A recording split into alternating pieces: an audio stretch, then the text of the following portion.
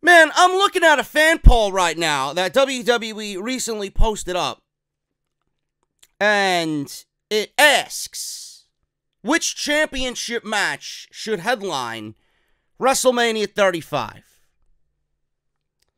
Now, the options here, or the ones that matter anyway, Ronda Rousey versus Becky Lynch and Seth Rollins versus Brock Lesnar for the Universal Championship. Obviously, Becky and Ronda would be for the Raw Women's Championship. Ronda Rousey and Becky Lynch has over 70% of the vote, leading Lesnar and Rollins, who just have over 25% of the vote. Now, for all the people out there who want to come at me and say that Becky Lynch doesn't deserve it, the fact that Becky Lynch is, and I quote from these people, her push and her popularity or her momentum is dying or declining or whatever fucking word you want to use for Becky Lynch being on a downswing, which I just don't see it. How the fuck could she be on a downswing when 70% of the fucking vote is for her match over Brock Lesnar's match with Seth Rollins? Seth Rollins is pretty fucking popular if you ask me. Just goes to show you that Becky Lynch is the most over individual in the WWE. The only thing that's declining are the trolls and all the idiots out there that come at me. The only thing that's declining is your IQ. So next time you want to talk about wrestling, maybe you should do your fucking research, come up with a logical fucking point or a counter argument, which none of you can fucking do, and shut your fucking mouth when it comes to Becky Lynch. How about that? Okay? So Ronda Rousey and Becky Lynch has currently over 70% of the vote, and I am not surprised by this whatsoever. But if you guys missed what I did yesterday, you guys can actually go watch Off the Script. That's Kenny Omega.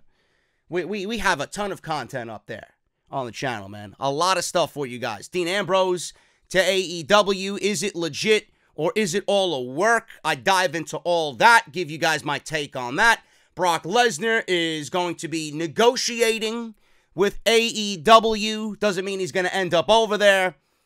Becky gets her main event, and why Charlotte Flair needs to stay the fuck away. I dive into every aspect as to why Charlotte should not be in the main event. And Kenny Omega's new home, pretty much confirmed. February 7th should be the day. Double or Nothing, main event plans. The fan rally at the MGM pool in Vegas. The AEW effect is kicking in. Believe me. And I got more AEW news coming next week, man, on Pentagon and Phoenix. They have signed contracts, but are not exclusive to AEW. And apparently, it just broke this weekend that AEW is on the verge of a TV deal. And Meltzer is claiming that these two deals are two of the biggest non-WWE TV deals since the days of WCW. This is going to be big. I don't know where they're going. It's been reported that it could be TNT, TBS. He says it's bigger than Spike TV. I don't know what the fuck is going on, but all I know is that I'm excited about it. And I don't think the TV deal is going to be locked down on February 7th. I think there's going to be a few match announcements for Double or Nothing. I think Kenny's going to be there, possibly Pentagon and Phoenix being there. I got news covering all that next week, so look forward to that as well. But I got a fun little podcast for you today, man. Not a lot going on in the world of WWE, and I'm glad that there's not a lot going on today because I don't think people are going to be watching YouTube anyway today with the Super Bowl. I will be watching Halftime Heat, though. That's what I will be watching. I'm very excited about that. I mean, when Johnny Gargano and Tommaso Ciampa are on the same team and they're going up against Aleister Black, Ricochet, and the Velveteen Dream, they got Adam Cole as their tag team partner, those DIY. For 30 minutes, sign me up. Sign me up, man. What are you going to be watching during halftime? You're going to be watching Maroon 5? Who listens to that garbage? Are you a pussy? Seriously, who the fuck listens to Maroon 5? If you do, you have mental issues. That's not music, it's fucking noise. Okay? Go watch Halftime Heat and watch real talent. That's all I have to say on that. But I got a fun little podcast for you today, man. A few stories that we're going to go over. AJ Styles calls out a report stating that he has agreed to a WWE contract. This is news to him, apparently. Vince McMahon didn't want Seth Rollins and still doesn't want Seth Rollins in the Universal title match at WrestleMania. I don't know why. I also have news on Bray Wyatt. He's missing. He's on the back of every fucking milk carton across the United States. Nobody knows where he is. Why is he missing off WWE television? Lars Sullivan, WWE wanted him back for Monday Night Raw. He didn't show up. And now his WrestleMania match is completely finished. Also, Vince McMahon's plan for WrestleMania in case it snows during the event. And WWE just randomly adding another team to the Women's Tag Team Title Elimination Chamber match. They are making these titles more and more unimportant as the days go on. And I don't believe that they're being this lazy with the build towards the tag team titles. I wanted a tournament. And WWE is going about it the absolute worst way humanly possible. We're going to go over all that today right here on Off the Script. It's episode 259, part number 3 for your Super Bowl Sunday, February 3rd, 2019. On more of a real-life issue, today is the 5-year anniversary of my grandpa's passing. And I always tweet on this day or post on Facebook that, you know, I miss him. And I hope that he's looking down on me and my family and everything's going to be all right. And I usually dedicate the lyrics to Blackbird to him right when Miles gets into the middle section of the song, right before Tremonti and Miles go back and forth on dueling solos. You know, it's been 5 years, man. It doesn't even feel like 5 years, and I miss him every day. You know, I had a dream. I had a dream the other night, and, you know, I don't want to get teary-eyed, but I had a dream I was in my grandma's house, and my grandma obviously living alone right now, and I'm sitting in my grandma's house, and I'm sitting on her chair in the living room. My grandpa had his rocking chair, and then there was a little piece of furniture that had all of our pictures growing up. You know, pictures of them when they were younger and when they got married. And then to the left of this piece of furniture, there was a leather chair. And right behind the leather chair was my grandma's hat rack. You know, my grandpa would put his hat on. He used to wear a top hat all the time with a red feather coming out of it. And I remember so vividly in the dream, and this is all I remember from the dream, and I don't know what it means, but I'm sitting in the chair, and I'm looking up where the hat rack is, and next to the hat rack is the closet. I see so vividly in the dream my grandpa's hat. He's not even in the dream. I don't see him in the dream. I'm there in my grandma's house, and I see the hat. And then I see the closet. The closet's open, and I see my grandpa's, you know, flannel shirts. And that was it. And that's all I remember. So, you know, today, Super Bowl Sunday, February 3rd, it's you know, it's 5 years. And I miss him every day. And it's just something that, you know, I know did not come to me in my sleep last night by coincidence. You know, it's because I hope that he's looking down and seeing all the success that I've accumulated. And I figured I'd do this here because I feel like this is the right time to do it. This.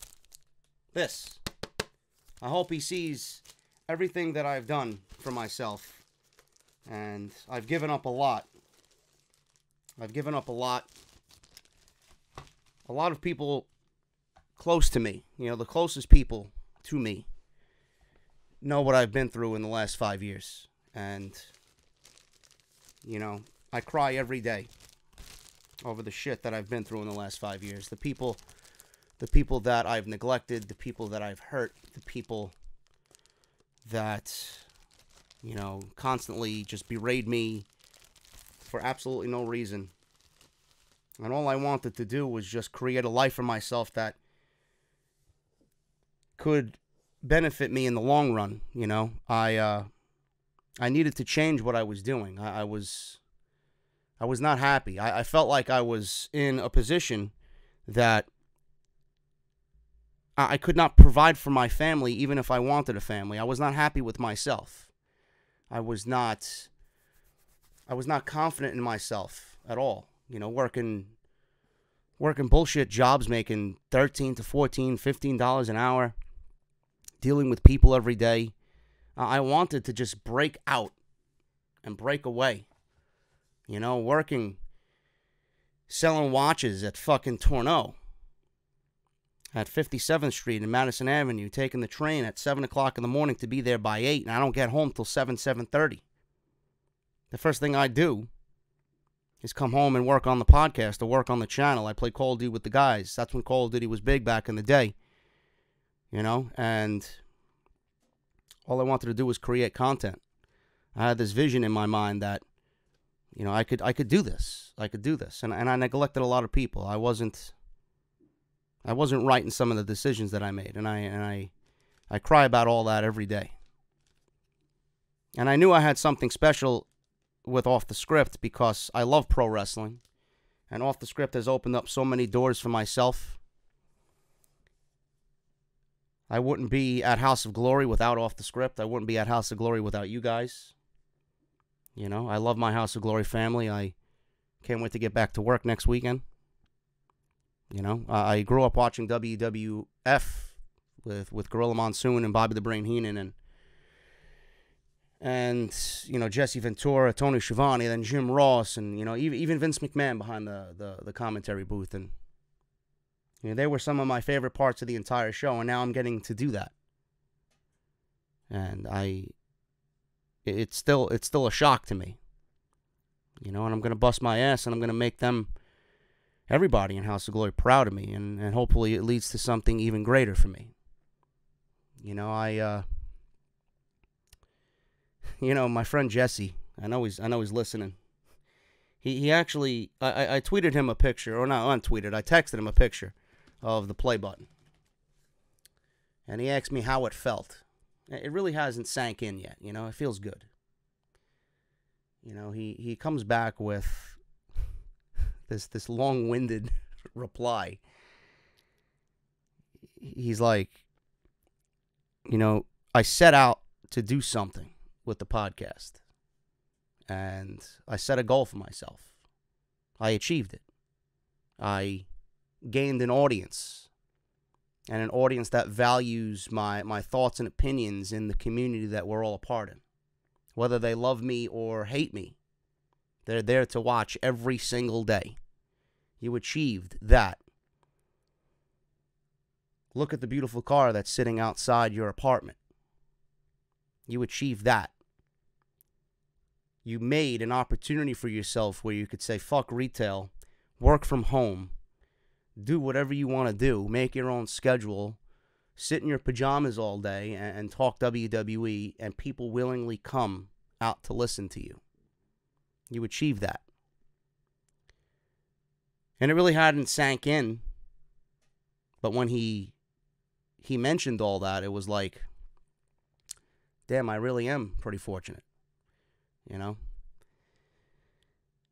It's crazy, man. You know, all the hate that I get and all the love that I get equally each and every single day. And I'm sitting here and I do this every day. And then this is the product of my fucking hard work for 5 years. You know, this might not mean a lot to everybody, but I mentioned on Twitter, you know, a lot of people don't realize how hard it is to do this and how hard it is to deal with the constant fucking hate that I get thrown at me every single day. You know, a lot of people consider what I do not a real job. I hate when people tell me, why don't you go get a real job? What makes this job any different than what you do? Are you working on something that you love? Good. So am I. I just have the fortunate circumstance of doing it from my home. And then this causes jealousy in and amongst people in the community. Where people want me off YouTube, where people call me a goofball. I'm the #1 goof podcast or goofy podcast. People don't take me seriously because I yell and I bitch and I moan. I've been watching this product for as long as these people have been alive. You know, the jealousy that stems from success, you know, it boggles my mind. I was never jealous of anybody in the community, ever. I don't give a shit what anybody else does, because I know that what I have put my mind to up until this point I achieved. I'm going to be on Sirius. That's the next goal. Off the Script is not going to reside on YouTube. Well, I hope it can be, you know, in some way, shape, or form. But my next goal is to take the podcast and do what a Busted Open Radio does. To do what a Sam Roberts does. That's the next natural progression of the podcast. And I will get there. I don't give a fuck how long it takes me to get there. I'm going to get there. And I do believe I'm going to get there because I've surrounded myself with successful, like-minded people in the industry. I moved away from cancerous fucking communities and cancerous fan bases to get where I am. And I've grown more now than ever before. People were holding me back. I will be on Sirius. This is only step one. I will be on Sirius. I hope to grow as a commentator with House of Glory. You know, meeting Mauro Ranallo, you know, just like the dream with my grandpa and seeing his hat. You think my first Nxt TV taping, I go down to Full Sail. When the fuck am I ever in Orlando? My first Nxt TV taping, I got a loyal subscriber in Kedrick standing next to me. He goes over to Mauro Ranallo. He was going to drag that motherfucker over to me because he knows how much I admire and find Mauro to be an inspiration. You think, you know, I look at it in a way, my first time in Orlando meeting Mauro, it's not by coincidence. I feel like that's my destiny. You know? I'm going to be calling NXT one day. I don't give a fuck what people say. Well, there's NXT, Ring of Honor, AEW. I'm going to be one of those people that says what they feel about my career, set a goal, and I'm going to achieve it. And this is the start right here. And I don't really know what else to say. I feel like I'm rambling on right now. But I want to thank each and every one of you guys, man. Enough of the sappy shit. But I got a fun little show for you. Hope you guys enjoy the Super Bowl. Hopefully I'm not going to sit here and waste my time because I know people aren't watching YouTube. But we're going to get into everything, man. Let me go over what I usually got to do. And then I got a fun little unboxing here. I've had That Wrestling Club sitting here for a little bit. And I figured I'd open it up on this show. What I also got for you guys at the end of the show, man, I don't believe I completely forgot about this. I was doing a top five Royal Rumble countdown, the greatest Royal Rumble endings of all time, and I completely forgot to do my number one. So we're going to do my number one at the end of this video, if you guys even give a shit about it. If you've been listening to me, you know what it is, but I figured we just do that, and then as we get closer to WrestleMania, I guess we'll do another top five for WrestleMania, if you guys enjoyed that. Maybe a top five Intercontinental Championship matches at WrestleMania or something like that. Something really, that someone hasn't really done. So we'll see what we could do as we get closer to WrestleMania. But let me go over what I usually go over here, man. Please go and check out all the videos if you had missed them already on the channel. The new shirt is selling like hotcakes, man, on bonfire.com. The link is in the description, and it will be in the comment section pinned at the very top. Are you in my elite? JD's Elite right now on bonfire.com. We sold 35 so far. Absolutely fucking fantastic in the first 2 days. You guys are killing it. I'd love to get this bitch over 100. It's going to be available all month of February on bonfire.com. Once again, go get your Elite t-shirts, man. I got to shout out everybody that bought a t-shirt just yesterday. Yorkshire. We got Samuel, Timothy, Dante, Jeremy, DJ, Lydell, Greg, Zoran, Jeremy again. Not sure if that's the same Jeremy or another Jeremy, but thank you either way. And we got Ross as of noon today, man. Thank you guys so very much for all your support on the Bonfire campaign. Bonfire.com/offthescript. You guys are absolutely killing it right now. Let's keep it going for the JD Elite t-shirt. Follow me on social media, man, at JD from NY206 on Twitter and on Instagram. You guys are kicking ass on Instagram, man. I want to try and get over 10,000 followers before we hit the summer months, so make sure you guys go follow me over there. I've been posting a little bit more over there, advertising the podcast over there. Twitter is my number one home on social media, so if you guys want to follow me on there, man. In-depth thoughts during the shows, Monday Night Raw, SmackDown Live, NXT, pay-per-views. Follow me on social media, man. JD from NY206 on both Twitter and Instagram. Patreon.com/JD from NY206 if you guys want to support the podcast on Patreon. JD from New York on Twitch. I will be live streaming the fan rally, AEW fan rally at the MGM pool in Las Vegas on Twitch.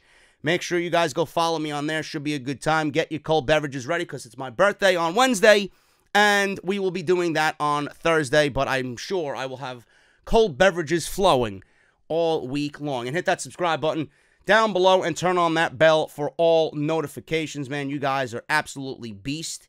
If you guys want more t-shirts, barbershopwindow.com/offthescript. I just found out it is 20% off. Code BSHOP20 for 20% off, man. 17 designs on there. And that is the official home of the Off the Script merchandise right there. 17 designs, like I said, in total. barbershopwindow.com/offthescript. Got to shout out Audible.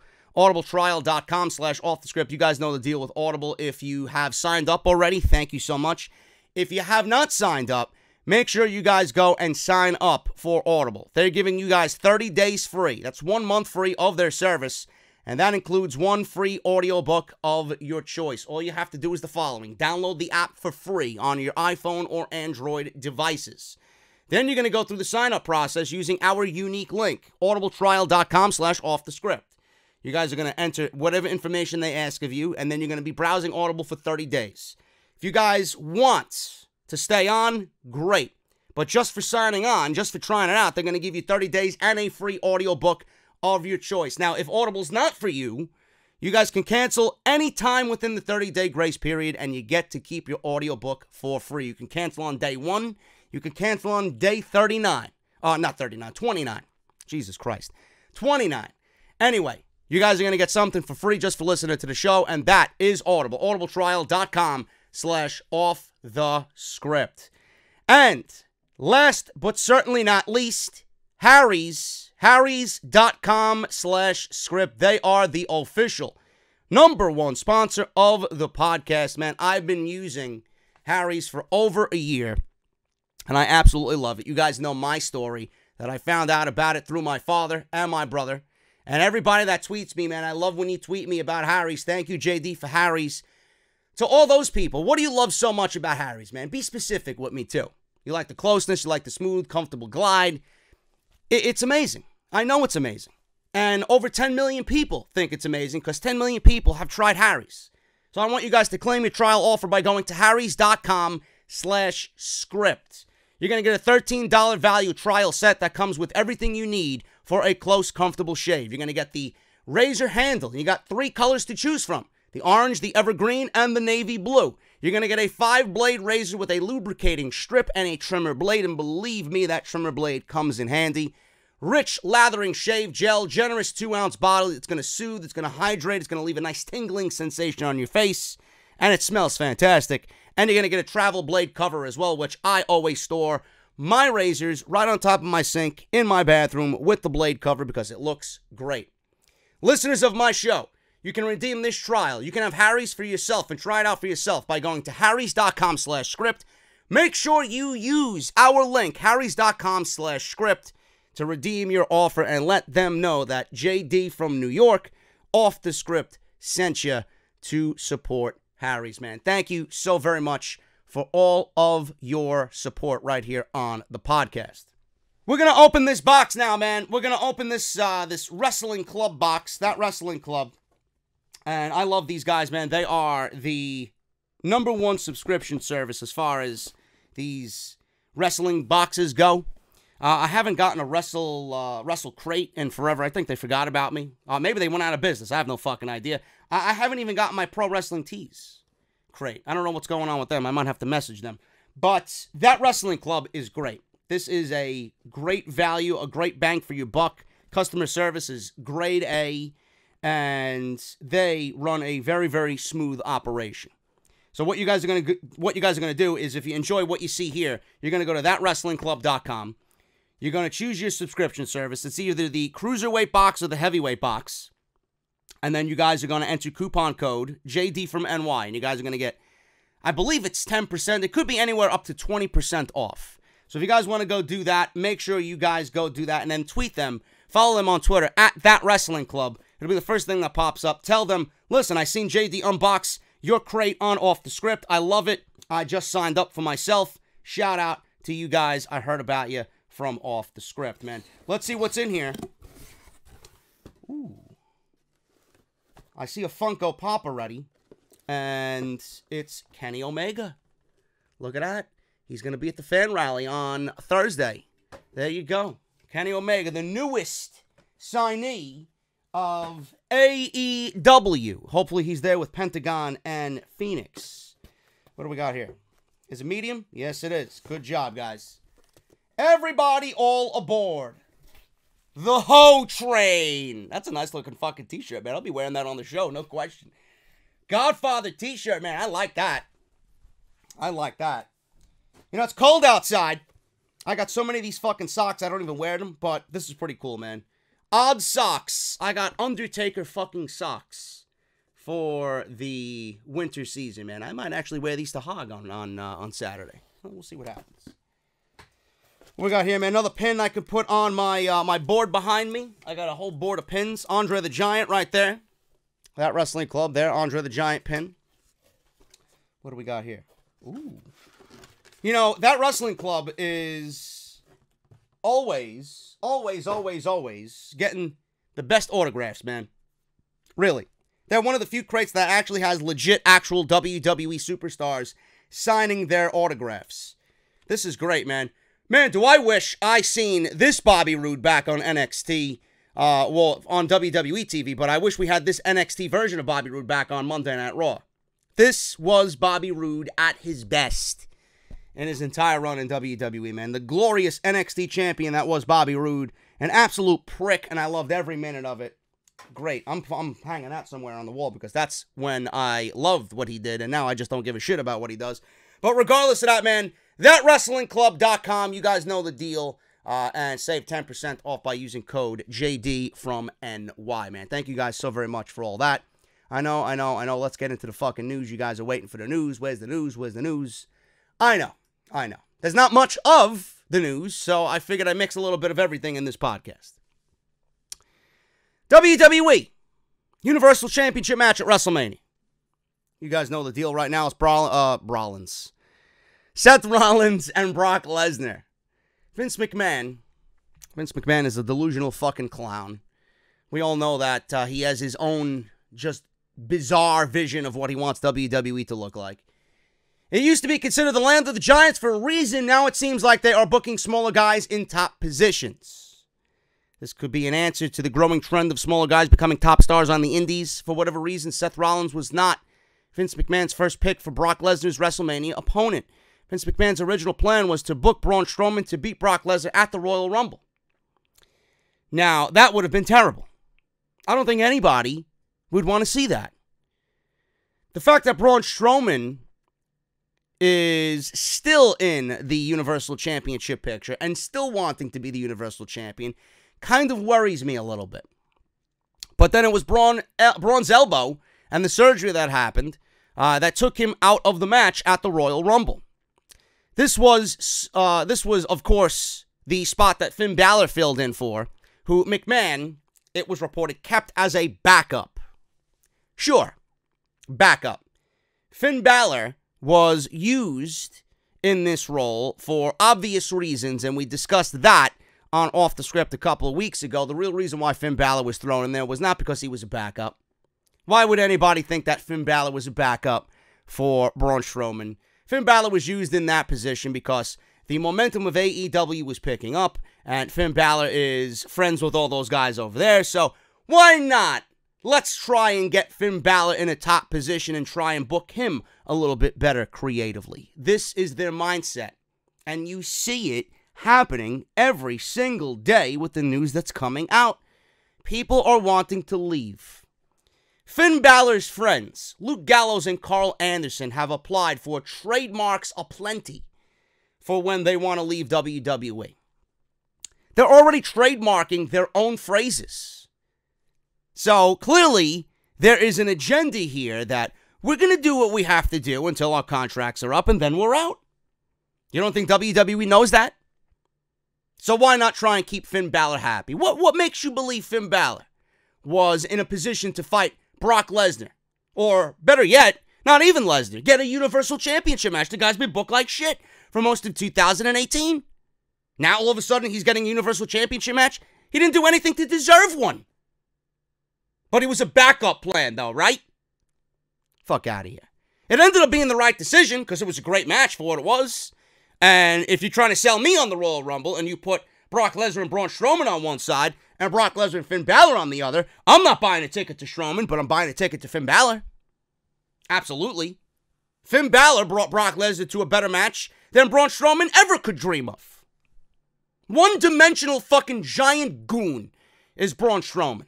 And it's not even his fault. He's been ruined by terrible creative. But that doesn't mean he belongs in the Universal title picture because he's big and he's athletic and he's a monster among men. Braun Strowman does not exhibit a fucking world champion. I'm just saying. Now, the original plan was for Braun Strowman to face Drew McIntyre at WrestleMania 35. That means Braun Strowman was to beat Brock Lesnar at the Royal Rumble, and Drew McIntyre was going to win the Royal Rumble match itself. And Braun Strowman was going to win the Universal Championship from Lesnar at the Royal Rumble. Now, this would have been seen as McIntyre defeating Braun Strowman and gaining the Universal Championship at WrestleMania and launching him into the main event. Now, the problem is, we've been told that both Braun Strowman and Drew McIntyre have fallen out of Vince McMahon's favor in the past few weeks. I don't know why. I don't know why on Drew McIntyre's behalf. Braun Strowman, I could see why. It's clear as day why Strowman would have fallen out of favor with Vince McMahon. Now, it's said that Braun Strowman can be his own worst enemy backstage. We reported that, he has bad etiquette and it will sometimes do things to put him down on the card, and he does things to put his foot in his mouth or violate some unwritten backstage etiquette, like I mentioned. Drew McIntyre has cooled off considerably in WWE as well after his feud with Dolph Ziggler went nowhere. And this report actually might be true because Dolph Ziggler's been off TV, and of all people, Ziggler in the Royal Rumble, as soon as he gets in there, almost immediately eliminated Drew McIntyre from the Royal Rumble. That's ridiculous. I think a lot of people have penned Drew McIntyre to be in the Final Four of the Royal Rumble. So that was a little ridiculous there, and it could be true that McIntyre's fallen out of favor with Vince McMahon for whatever reason. Now, I reported that it was Triple H on Saturday's show. It was Triple H who lobbied for Rollins to get his push backstage. He was constantly politicking for the match to end up the way WWE eventually booked it. Vince McMahon is said that he doesn't want Seth Rollins in the Universal Championship match, and he would have preferred the other outcome. It's too late now. It's too late now, but the question I have to follow up with this, very simply, is why? Why doesn't Vince McMahon want Rollins in the main event? I don't think there is a logical answer. Well, Vince can do whatever the fuck he wants. If Vince wants it, it's going to happen. Yeah, but clearly, if Vince wants it, more than likely it's not going to make sense. Or more than likely, it's going to be a negative on the overall scheme of things with Monday Night Raw. I would much rather have a Rollins lead Monday Night Raw as the champion than Braun Strowman. Braun Strowman does nothing for me as the head of a brand. I'm sorry. I'm sorry. Now, the one thing I want to throw out there, and this might be a little bit of a conspiracy theory-ish type of a statement. But what if this is all a work? What if this is all a work with Dean Ambrose? And this is WWE's correction to what they obviously fucked up on. Now, Rollins, we all know, has cooled off. no matter how you look at it, Rollins has cooled off. He's not the same Rollins that he was back in February, March, April of last year. He's not. He's not. He won the Royal Rumble, and I feel with Rollins winning the Royal Rumble, it's looked at as, it's the right decision, but it's being overlooked, per se. It's not really that big of a deal. We expected it. It happened. Okay. Predictable isn't bad, as long as it makes sense. But I feel like it's not as big as it should be. Now, if this was Rollins of last year, and he won the Royal Rumble, I think people would have been just fucking losing their minds. What if this is a direct correlation for Rollins and Ambrose, which was the original plan, but this time it's being done the right way? What if Rollins is being positioned to gain all that momentum back as far as, you know, a babyface? And Triple H is now befriending Rollins. There was a nice little history between those two, right, on screen. Now, Rollins, I know, is a big guy in Triple H's eyes. Triple H loves Rollins. I mean, NXT, they go back to NXT. It's just the way it is. But what if this is WWE's way to correct things with Rollins, get him back to that massive white-hot babyface status, and they're using Dean Ambrose in this thing as a work to get him to portray the heel character that we all know is there, that's been dormant for 5 years. What if this is all a work? What if this is all a work and Ambrose is the one who is going to be the role, or in the role, of Rollins when he turned heel? That Ambrose is now an authority guy, and he's going against Rollins. He pretty much is going to become the hypocrite, you know? He claimed that Rollins is a suck-up or this and that, and he is quietly in cahoots with Triple H, and this is going to be one big work, and Ambrose is going to be a demented fucking heel under Triple H's watch. I could see it happening. I could really see it happening. And if WWE is smart, they'd sit down with Dean Ambrose and they could strike while the iron is hot with this entire thing. Now, I don't think that's going to happen. Don't misconstrued. I'm not hopeful in anything happening. More than likely, it's legit. The people that I've talked to say it's legit. But you got to throw out all the variables. You got to throw out all the variables. You got to cover all your bases with something like this. You are not wrong. I am not wrong in thinking that this is a fucking work. This could be the program we need on Monday Night Raw. Just redone. Maybe they realize that we fucked up. We need to hit the reset button on this. Let's fuck with everybody. Bring a real-life situation into it. His contract's coming up in April. Pull a CM Punk. There's nobody better in this role to play the Punk here than Ambrose. The guy could literally go off the handle. If you give him the right fucking role, he could be a pretty believable fucking guy. Or a believable heel. I'm just saying. Now, if it's not a work, I mentioned this already on part 1 this weekend. The cracks in the wall are going to get even bigger. This is going to be a major blow to Vince McMahon and the WWE because you don't want a guy like Ambrose walking away from guaranteed money, $1 million a year downside on a 5-year deal, walking into AEW. What does that do for the rest of the locker room? What's the mentality in that locker room? Well, if Ambrose is leaving, then what the fuck am I still doing here? But you got to cover all your bases. This could be the program that Rollins needs as Universal Champion. This could be the role that Dean Ambrose needs to be a heel. I don't know. But we're not wanting Rollins in the Universal title match. I mean, look at Lesnar's track record. Punk, Styles, Bryan, Balor. All great matches. Rollins hasn't had his one-on-one match with Brock Lesnar yet. Who's to say he doesn't end up like everybody else in that category and gives Brock Lesnar the best match he's ever had? It could work. It could definitely work.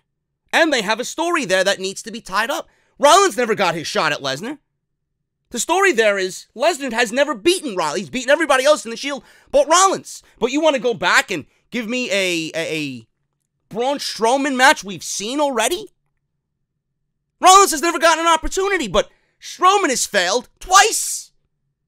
After watching those 2 attempts by Strowman, what makes me think that Strowman's going to get it right the 3rd time? This is Brock Lesnar we're talking about. If Lesnar's beaten a guy like Strowman twice, why isn't he going to go out there and beat him a third time? He's a one-dimensional guy. There's nothing about Braun Strowman that intimidates Brock Lesnar. Come on, man. It doesn't make any sense.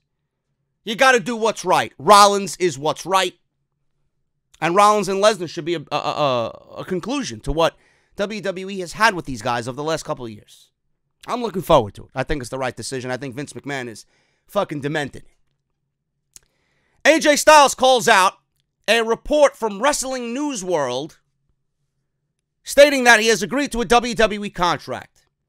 Wrestling News World and their editorial team have tweeted Styles after they were called out publicly on social media, and they are stating, I'm standing by my report. That's what they're saying. Now, AJ probably is trying to fan the flames quickly because he doesn't want this shit to get out. I don't know. I don't know what the deal is, but, you know, WWE or the performers likewise don't like their personal business being out there. It's none of our business if he signs a new deal or for how much he signs a deal or when he signs a deal. If he signs a deal, he signs a deal. When it happens, it's on them. But AJ Styles has not, according to him, signed a new deal. His contract is running up. It's up in April. And it seems like he could have a couple of options now with AEW. After all, his friends open up their own wrestling promotion, like I said, with All Elite Wrestling. Styles' contract is up shortly after WrestleMania, but he hasn't signed a new deal yet. That won't stop some sites from trying to break stories that aren't real. Styles recently saw a report that he re-signed a WWE contract, and he wanted to make sure that people knew that was not the case. He says on Twitter, and I quote, "What was that? Are you sure? Please let me know because I know nothing about this." Sounds like AJ Styles and WWE still haven't come to an agreement about keeping his services around. Now, after the Dean Ambrose situation, this probably hiked up the price for AJ Styles. AJ Styles is probably going to make even more money with Dean Ambrose walking away. Because WWE cannot allow in the same month Ambrose and Styles to just say, peace out, I'm going to be elite. It's not going to happen. But WWE is going to do pretty much everything in their power to keep him happy, and they're going to lock him down. You know, normally WWE locks people down for 2 or 3 years, man. You're going to start seeing 5-year deals by WWE because they don't want anyone leaving the company. They want to give themselves a peace of mind. They don't want to have to worry about this shit, but they are worried about All Elite Wrestling because they are slowly but surely accumulating a roster right now that is better than Monday Night Raw. If Kenny Omega is going to end up in AEW, look at the roster that they have. Cody, Omega, the Bucks, SCU. They have Pentagon and Phoenix, MJF, Chris Jericho, Joey Janela, Hangman Page, Neville. It's a roster better than Monday Night Raw, folks. I don't give a shit what you say. Don't at me.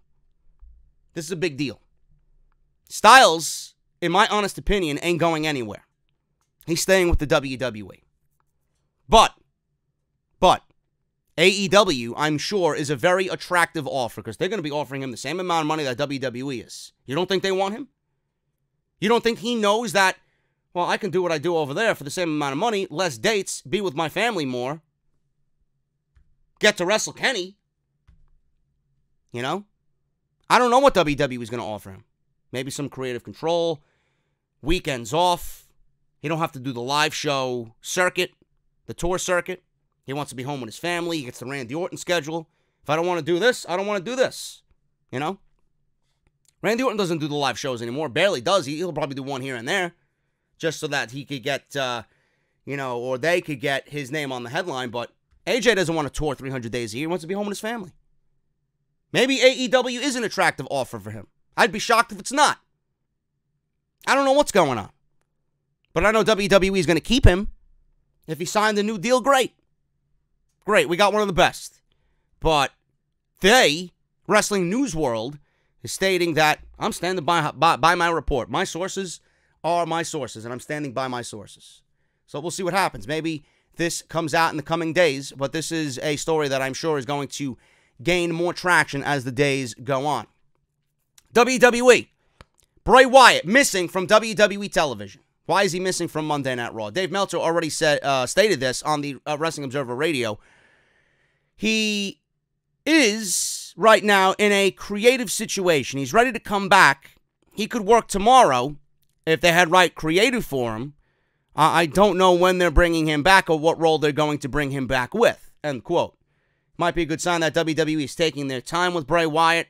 They didn't rush him back for a Royal Rumble match entry. That would have been a complete waste.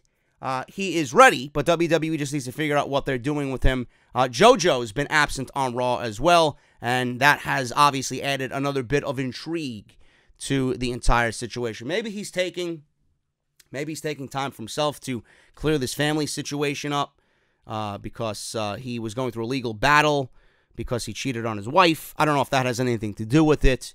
But if you want to bring Bray Wyatt back in a creative situation, I know a few other people in the community, and I like this, have mentioned, what if Bray Wyatt just shows up on SmackDown Live? Now that Eric Rowan is with Daniel Bryan, we get Daniel Bryan as a heel versus Bray Wyatt, the babyface.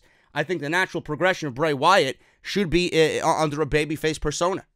I don't think they've given him the ball with that yet, and I'd like to see what he could do with it. I remember when Roman was on Monday Night Raw years ago, and they teamed him with Bray Wyatt. They were working as a babyface duo. Bray Wyatt played up to the crowd like a great babyface. He got a great reaction. There's no doubt in my mind that he could play a great babyface role. Maybe this is the opportunity to do that. Now with Eric Rowan and Daniel Bryan, I don't know what's going on with Luke Harper. Luke Harper's ready to come back.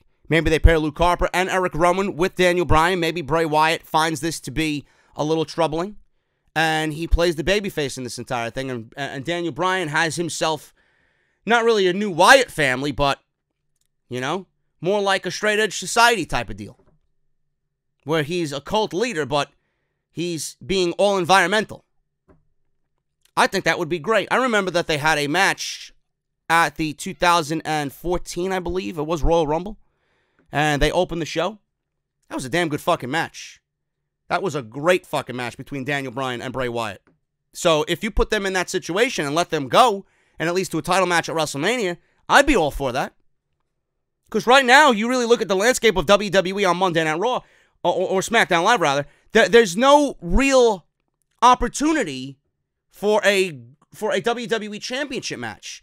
Rey Mysterio and Andrade are kind of mixed in together. I don't see Samoa Joe as a heel battling heel Daniel Bryan. Randy Orton is a heel. I don't see that happening. Jeff Hardy is a babyface. AJ Styles, I'm kind of over it. I think the Elimination Chamber is going to be the end-all, be-all for Daniel Bryan and AJ Styles. They just are getting by through February by putting them all in an Elimination Chamber match. If you really want to boil it down, you know, I lobbied for this match at the Royal Rumble. And I cited the reasons of, well, the undercard of the Royal Rumble is exactly that. It's the undercard. People are watching for the Rumble matches themselves. And the undercard of the Royal Rumble, being that everybody is flocking towards the Rumble matches themselves, it gives WWE an opportunity to try something new and experiment with somebody, and maybe it'll click, and maybe you'll get over. You know, give someone else an opportunity that they normally wouldn't get at a major pay-per-view like a SummerSlam or a WrestleMania. I pitched the idea of Mustafa Ali getting a shot at Daniel Bryan because, realistically, on WWE television, Mustafa Ali has pinned Daniel Bryan in a non-title situation. That's a pretty big deal for someone that just got called up from 205 Live. If WWE wants to book Mustafa Ali versus Daniel Bryan for WrestleMania, I would be okay with it. Because there's other shit that's going to be happening on that show that's going to take precedent over the WWE Championship. You're looking at it, you know, it's not going to be bigger than the Universal title. It's not going to be bigger than Becky and Ronda. Why not? Why not put it on the undercard? Give Mustafa Ali a shot at the WWE Championship. It's a great story. You got Eric Rowan, maybe add Luke Harper on the road, Daniel Bryan. It's going to be a babyface comeback. It could be a Cinderella story. Imagine that. Mustafa Ali graduates from 205 Live and he's wrestling for the WWE Championship at WrestleMania against Daniel Bryan. You can't make that shit up. And Mustafa Ali's great. Imagine Daniel Bryan and Mustafa Ali on WrestleMania given 20, 25 minutes to go out there and steal the show. I think it's a great idea. We'll see what happens, man. But Bray Wyatt's also another option. I threw out John Cena as possibly being another option. There is options. Nothing's really sticking as far as those options go, but there are options. So we'll see what happens, man. The WWE title situation now that Daniel Bryan has introduced a new hemp title should be very interesting. I don't think he's losing at the Chamber either, because they just introduced this title. It would be silly for them to take the title off of Daniel Bryan. Doesn't really make much sense. WWE wanted Lars Sullivan back from Monday Night Raw this past week. This was noted on the Wrestling Observer Live that WWE wanted him back on Raw last week. Obviously, that did not happen. A lot didn't happen on Monday Night Raw, and a lot obviously is not going to happen this week on Monday Night Raw. They wanted the guy back, says Meltzer. They wanted to make him an instant superstar, but he was not going to win the Royal Rumble. And, they really wanted him back last Monday, and he obviously is not back. So I don't know what's going on as far as Sullivan. He's not ready to be back. That is all. End quote. I don't know what's going on, but I guess we have nothing but Triple H's word to rely on. They are still going to, use Sullivan, and when they use him, all he said is, we'll know when. So clearly, Triple H mentioned that Sullivan is still in their plans, and when he's used, you will know. And, this is a very, very soft, sensitive situation. He did mention that Sullivan is doing good. He's back in good spirits. They're probably giving, at this point, whatever plans that they had, suck it up and rewrite whatever the fuck you had going on. I'm tired of hearing about it. Right now, the only thing that you should be concerned with is that the guy is fucking healthy and he's back to the right, stable frame of mind to be on Monday Night Raw. That's what you need to have happen. Give him as much time as he needs. I doubt Lars Sullivan is contemplating leaving WWE. You're not going to be given this opportunity, and he's not going to take it. I'm sure this is what he worked for. I don't see Lars Sullivan saying, well, I'm walking away, go fuck yourself. Give him the time he needs, and he's going to be back. Guess we all have Triple H's word to rely on at this point. His big WrestleMania match may be out the window, though. Meltzer also added that Sullivan's absence could be putting his WrestleMania program in real jeopardy. I don't anticipate him not being with the company, but as each week goes by, the idea of him wrestling John Cena gets slimmer and slimmer. It may be out the window by now. I don't know. You never know what WWE could book last minute. After all, they had John Cena and The Undertaker in an unadvertised match at WrestleMania 34. So we have to wait and see if something like that could be similar for Lars Sullivan. I don't know, but the window is definitely closing. But like I said, I don't even think they should be concerned with Sullivan's match or a match with Sullivan at WrestleMania. I just want him to be in the right frame of mind to go to work. That's all I care about. Speaking of WrestleMania, Vince McMahon's plan for WrestleMania in case it snows during WrestleMania 35. Dave Meltzer noted this on Wrestling Observer Live as well, and this is WWE's plan in case it snows. They're going to go on with the show just like an NFL game does. I mean, Vince has talked about it. The NFL plays in blizzards. There probably won't be a blizzard in April. It could be really cold. It could possibly snow. Probably not, but it's possible. This is Meltzer. It sounds like a fucking Magic 8 Ball. Probably not, but it's possible. Nobody knows what the fucking weather's going to be in April. Who cares? If it snows, great. It'll add a nice little ambiance to the fucking show. I never watched a wrestling show with fucking snow. It's great. Why not? I wouldn't want to be sitting there, I'll tell you that. Mixed with the 7 hours and then in the cold and then the snow. Come on, man. I got better things to do. I'd rather make myself a nice fucking plate of mozzarella sticks with a cold beverage and sit on my fucking couch in the heat. Anyway, he goes on to say, when you run an outdoor show, there's always the risk of an outdoor show. I mean, that's just how it happens no matter what. So that's why a lot of people don't want to do outdoor shows unless it's like, in Los Angeles or Las Vegas or something that it's not much of a risk. In a lot of parts of the country, it's a big risk. Now, WWE did install heaters on the ring posts in the past to make sure that the wrestlers didn't freeze their asses off. This could very well be their plan as well this year. For the show at WrestleMania. There are also likely to be some sort of roof constructed above the ring, not only for lighting, but to protect the ring from the inclement weather. So there you go. WrestleMania 35 is in New Jersey. WrestleMania 36, they've already picked a Florida location. Tampa will be the location for WrestleMania 36, so we will be in the warmth down in Tampa. So look forward to that. Hopefully, By the time we get to WrestleMania 36 in April, it will be 80 degrees and sunny, unlike I was in Orlando, and it was 30 degrees and miserable. Fuck you, Orlando. I love you. I'm only kidding. Anyway, or fuck you, Mother Nature, to be a little bit more precise. I love Orlando.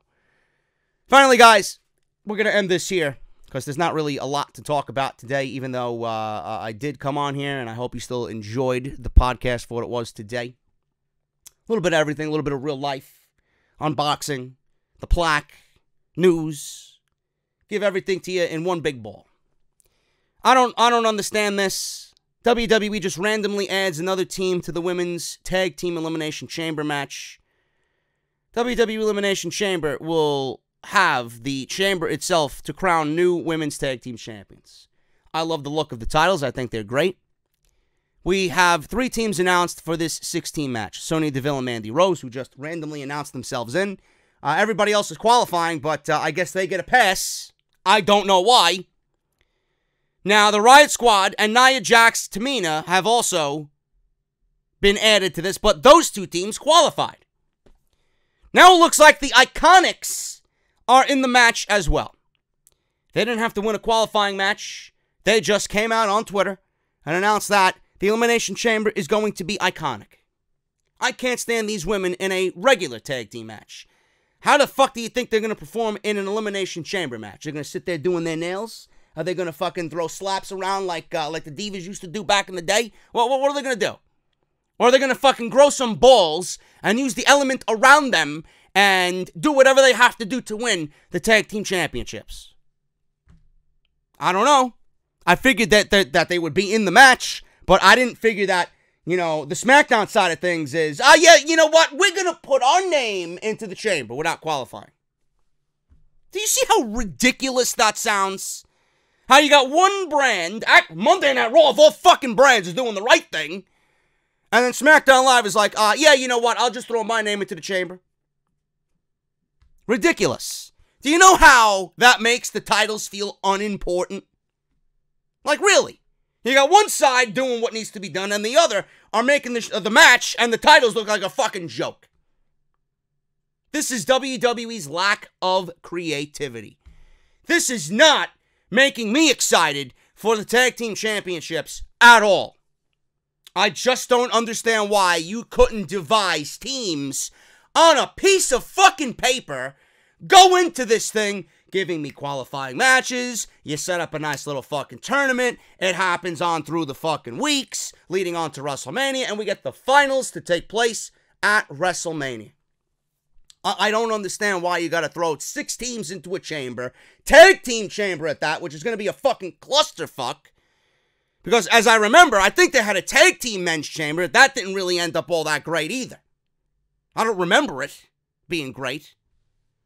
But this is not really bringing value to the tag team championships already. They feel unimportant to me already. This is lazy. Absolutely fucking laziness on WWE's behalf. I want someone to fucking convince me that a tournament wouldn't have been better. Oh, but JD, they do tournaments all the time, man. The one time it makes sense, you don't want to do it. You give me a fucking World Collide tournament that nobody gives a shit about, but you don't want to actually use a tournament in a way that makes sense. Come on, man. Really? The Women's Elimination Chamber. Sasha Banks and Bayley. They're going up against Nikki Cross and Alicia Fox on Monday Night Raw. Who's going to win? Who's going to win? And then the last team is probably going to be another fucking, yeah, I'll throw my name into the hat. Maybe Naomi and Lana, maybe. I don't fucking, who gives a shit? These tag team titles are already looking like complete failures. Seriously. They don't feel important to me at all. At least the tournament would have built a story with one team having to fight 3 times to be tag team champions. And here we are with this bullshit. Just, oh, I'm going to throw my name into the chamber. Yeah, I'm in. Without actually having to do anything. You know how ridiculous it looks when the Iconics just announce, but Sasha and Bayley have to qualify? Man, the decisions, or the decision makers in this company are absolutely fucking ridiculous. I can't stand it. It's so stupid. Anyway, man, I'm getting the fuck out of here. We have one more piece of information to go over because I just completely forgot on last week's show. We're going to go over my number one Royal Rumble greatest ending of all time. If you've been listening to me, you know what it is. And if not, stay tuned. We'll talk about it for a little bit, and then I'll get the hell out of here, man. Thank you guys so very much for this portion of the podcast. I'll see you right back here in just a little bit. First of all, I don't believe how I forgot to do this last week. Seen someone in the comment section was like, JD, where's your number one? I'm like, oh shit, I forgot to record it. But, the Royal Rumble's come and gone, and I know a lot of you guys like lists because they're very opinionated. You might have your own version of this particular list that we did, the 5 greatest endings to a Royal Rumble ever. Obviously, we put the Ric Flair 1992 ending there. We had Bret Hart and Lex Luger. We had Stone Cold coming in after being eliminated by Bret Hart to steal that Royal Rumble. John Cena at Madison Square Garden coming back was another one. Those were the 4 that I had chosen. And it all comes down to what my number one is. And it's no secret. This was pretty much the beginning of what we seen with The Undertaker and Shawn Michaels at WrestleMania 25. This was the beginning stages of that match at WrestleMania 25, which is the greatest WrestleMania match ever. I don't care who you are or what you say. It may be one of the best matches that this company has ever produced. The 2007 Royal Rumble that The Undertaker won was overall, it wasn't really a good Royal Rumble. It was okay. But I remember, man, the vivid picture of the Great Khali coming out, man, it just sends a fucking terrible feeling up my back. I'm looking at my notes now, man, and it's like the Great Khali came in at number 28.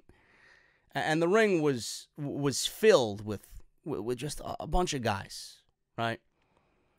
Khali's in there, he's doing the chop, and he's eliminating everybody. It really was just a disgusting thing to see. Who's gonna stop the Great Khali? Out comes The Undertaker, and he is the last entry. He's number 30 in the Royal Rumble. So obviously we all knew that Khali was going out because The Undertaker was a guy who was almost as equal in size to the Great Khali.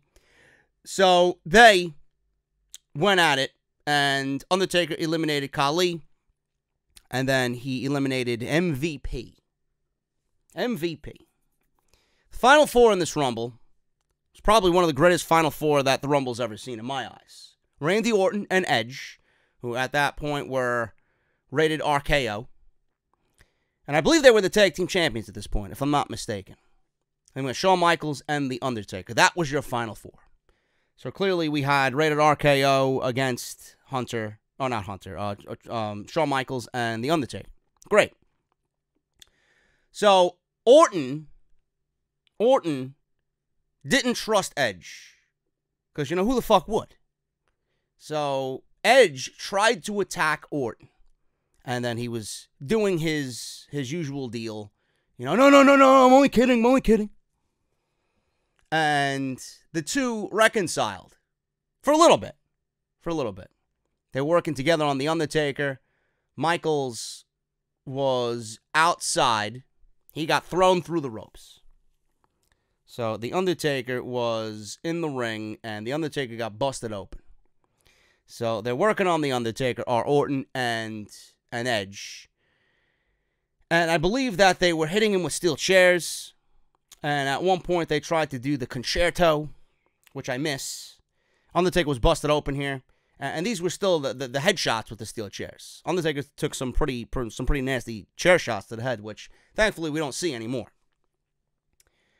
So Shawn Michaels comes back in, and he's on the outside. He comes back in, and he eliminates both Randy Orton and Edge.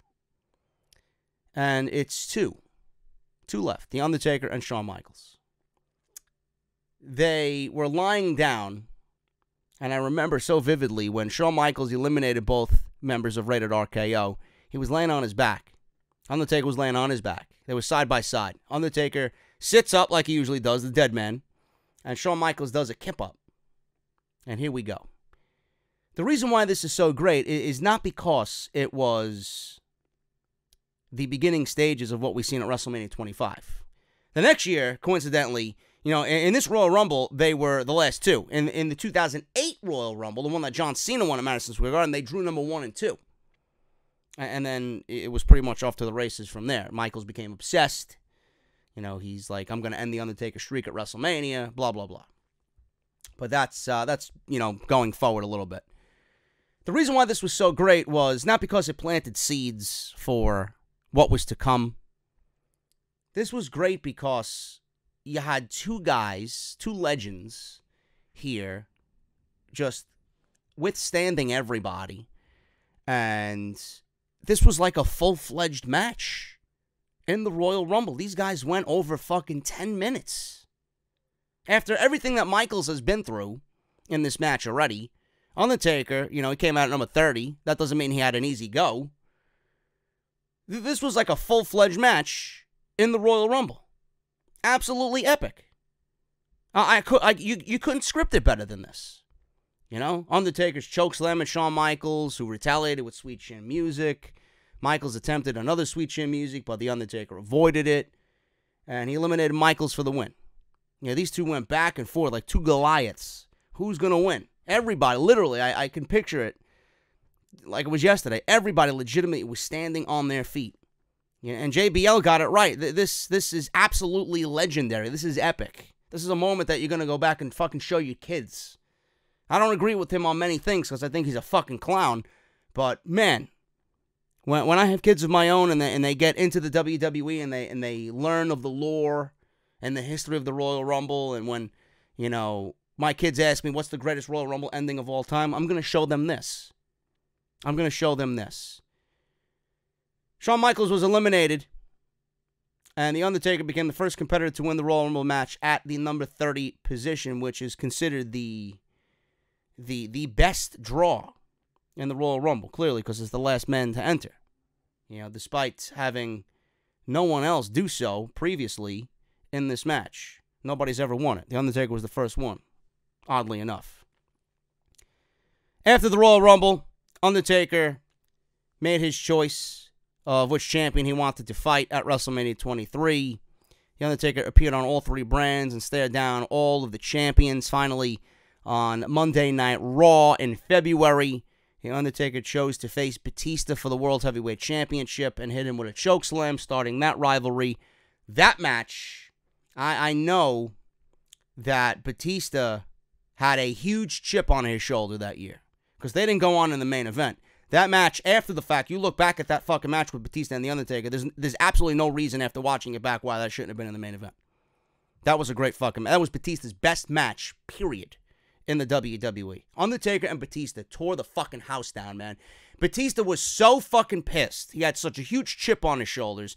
I can guarantee you that Batista walking back after that match was over, after he dropped the title to The Undertaker, I know he was thinking, follow that, motherfucker. Follow that. That match was fucking great. And again, looking back at it, no reason why that match shouldn't have closed WrestleMania that year. Undertaker won the title at WrestleMania. Their feud continued through May. Undertaker lost the title to Edge, who at that point cashed in Money in the Bank. He won it from Mr. Kennedy on Raw earlier before that. So this was the greatest Royal Rumble ending of all time, man. Really, there's really no comparison between this and any of the other Royal Rumbles. This was just great. And the fact that this was the beginning stages of Shawn Michaels just becoming obsessed with The Undertaker, which led to WrestleMania 25 and then Shawn Michaels' eventual retirement at WrestleMania 26. I mean, this, you look back at it, that is one of the greatest stories that WWE has ever told, and it all started with this. This was it. And if you want to go back to even before all of this, it was Shawn Michaels who was out for 4 or 5 years because of The Undertaker in a fucking random casket match, coincidentally, at the Royal Rumble. They were in Hell in a Cell together. You know, when you look back on the history of how The Undertaker and Shawn Michaels compare. The matches that they've been in together, man. The story stemming between these two can be dated back all the way to the fucking Hell in a Cell. Even before that. SummerSlam 1997, the greatest WWF Championship match ending ever. Ever. Especially with that crowd in New Jersey. A moment that I go back and watch every single year. The 1997 SummerSlam where Bret Hart beat The Undertaker. And if Shawn Michaels doesn't call it right down the middle, he can't wrestle in the WWE anymore. And if Bret Hart loses, he can't wrestle in the United States anymore. That steel chair shot on The Undertaker. I'm still hearing that shit. Go back to that. That's what set up Shawn Michaels and The Undertaker to begin with. All the way back then. And that was the kickoff of the Attitude Era. If you really want to look at it, that's what kickstarted the Attitude Era. The entire chronological order of The Undertaker and Shawn Michaels' careers. And what they did together. It's fucking brilliant. This might have been the best of all. The 2007 Royal Rumble. Because it eventually led to those two classic matches at WrestleMania, 25 and 26. Love it. And normally, you know, I remember when the 2008 Royal Rumble came and I seen The Undertaker and Shawn Michaels come out at number 1 and 2, I was pissed. I was pissed. I didn't like it. I don't mind it now. I look back on it, I'm like, it's pretty fucked up by WWE, but kind of creative at the same time. I wanted something similar to what we seen last year because it was so good in 2007. But that's my number one, man. My number one choice of greatest ending of a Royal Rumble of all time, the 2007 version of the Royal Rumble, The Undertaker beating Shawn Michaels and winning the Royal Rumble and eventually winning the WWE World Heavyweight Championship from Batista at WrestleMania 23. Thank you guys so very much for everything, man. I will be back next week with more AEW content, more AEW off-the-script extras, Monday Night Raw, SmackDown Live, NXT. We're getting back into the full swing of NXT as well. The TV taping is concluded, so we're going to get the road to WrestleMania starting on Wednesday. I should be there to cover it all. Actually, I was in the crowd, so hopefully you'll see me on TV. But thank you guys for everything, man. Hit that thumbs up, and I'll see you right back here on a brand new week of WWE content right here on the channel, man. Thank you all so very much, and I'll talk to you all later.